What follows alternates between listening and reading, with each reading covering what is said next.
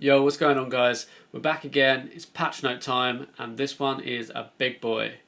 So as we discussed in the last video, the Call of Duty mid-season update is here. So this is season 1.5 or season 1 reloaded, and this time we're talking about the specific updates to Warzone.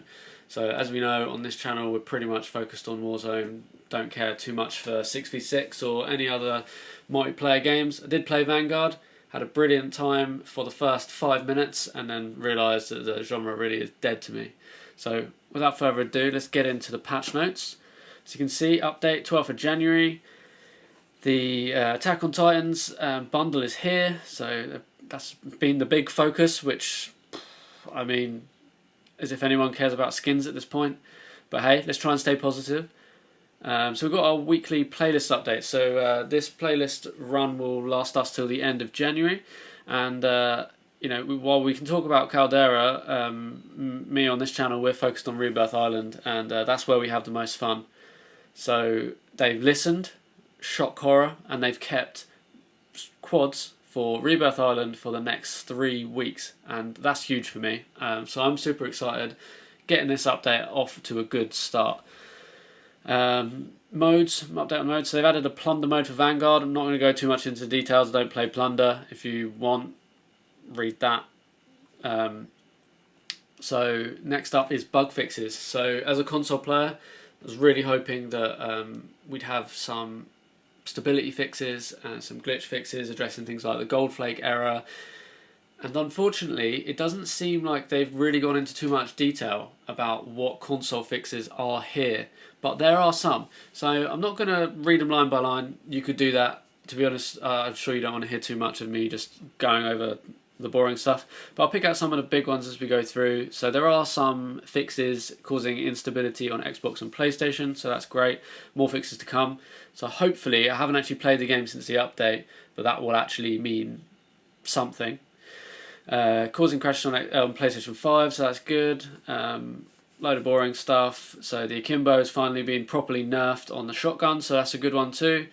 Submachine gun alpha, I believe that's the MP40. We've got some localization multipliers, location multipliers, blah blah blah. A couple of barrel fixes, some map exploits in Caldera have been fixed, that's great. Gulag, returning from the Gulag with the incorrect loadout, don't care too much about that. Gunsmith, blah blah blah. Some additional fixes. Really the issues that we were worried about, the console ones and the stability fixes, because at this point I don't really care about anything other than being able to play the game properly. And if you agree, let me know what the biggest issue you're facing down in the comments, and we'll try and get some attention to that. Next up is new known fixes. So I appreciate them putting this in. It's better than nothing. So we've got Xbox home button. If players are pushing that more than once or twice in the game, it causes instability. And ASCII characters in clan tags causing also instability for across the board. There are more updates on the Trello board, which I am keeping an eye on, and as soon as there are any meaningful additions to the global or the Rebirth Island, I will be posting a video about that, so watch this space. Subscribe. Weapons. So we got a new weapon for the Season 1.5 update, and that's the Weld Gun. This is a new SMG, and it looks pretty good in multiplayer so far. So I've started to unlock it, and the challenge is the same in multiplayer, so in Vanguard, as it is in Warzone. So the way to unlock it in both is to get 10 kills while aiming down sight with an SMG in 15 matches. And these matches you can't leave. You have to play the whole way through, whether that's a Caldera game in any of the game modes or Rebirth Island, and over in Vanguard the same goes. So you can't leave those. So the fastest way I've found so far is to do it in free-for-all. You basically just need to get 10 kills ADS, do that 15 times, and away you go. I will be posting a video once I've got that unlocked. I've done 5 or something of them so far.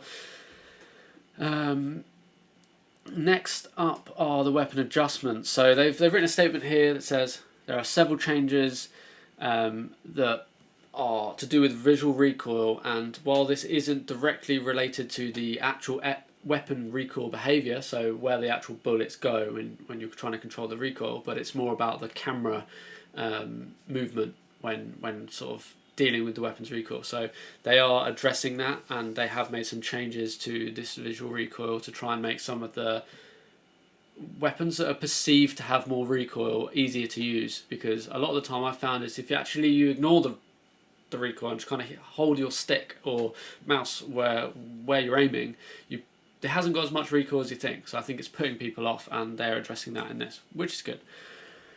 So assault rifle, they've decreased the visual recoil. I believe the assault rifle alpha is the STG. That's hot now. It's going to be back in the meta fold. I don't know what hotel is, but again they've decreased the recoil and the recoil deviation there.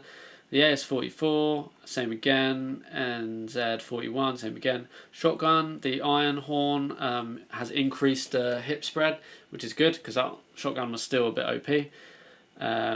Slight nerfs to the MP40, but what I've seen so far is it's still meta. I think it will be up there with the Weld Gun, so you can probably still use it. It's only been lightly nerfed. Limb damage is slightly down, and max damage is slightly down. Also got some attachment fixes. I'm not going to go into those in too much detail.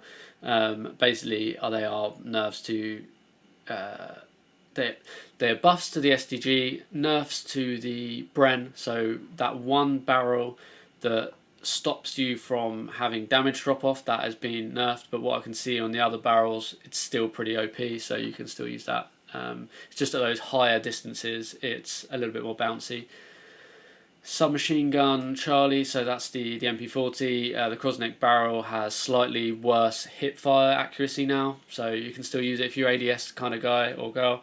Then still great choice.